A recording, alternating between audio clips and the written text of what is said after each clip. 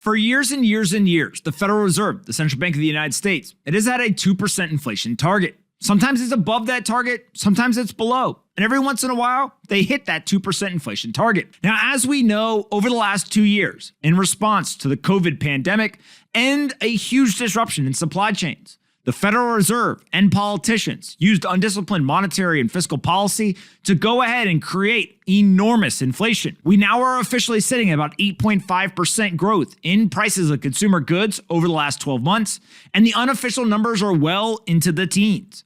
But now what we're going to start to watch is that people are going to change the narrative. And what we saw this morning on CNBC is just the start.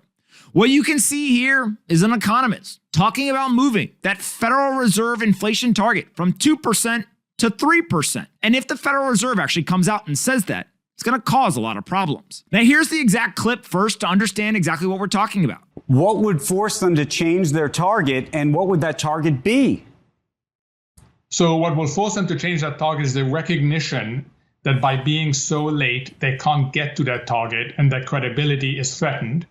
They will also worry that by hitting the brakes too hard, they may push this economy not just into a short-term recession, but into a longer-term recession.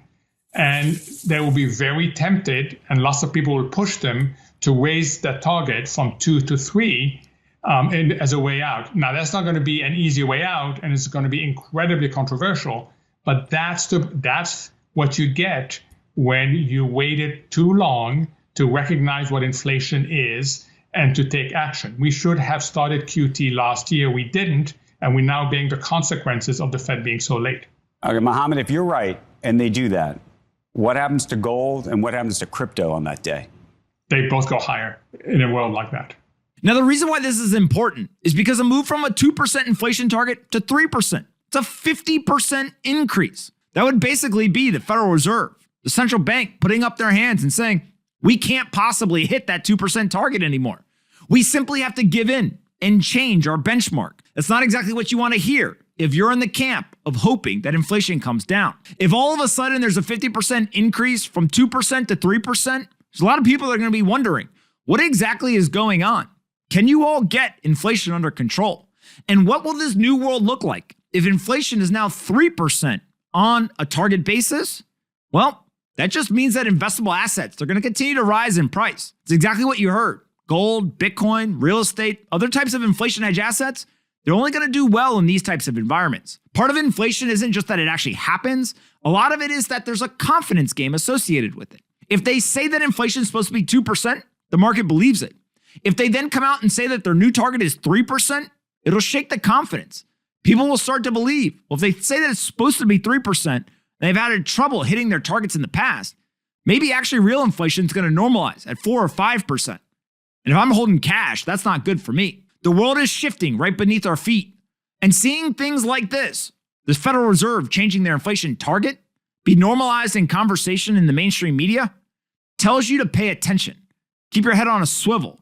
As the world changes, you're going to have to be informed. You're going to have to make sure that you're changing your portfolio to adapt to this brand new world. Holding cash is probably not going to be the greatest idea. In the words of Ray Dalio, cash is trash. And I think that what we're going to watch is a bifurcation of society.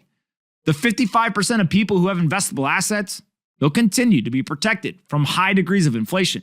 But the 45% of Americans who have no investable assets, they're going to struggle.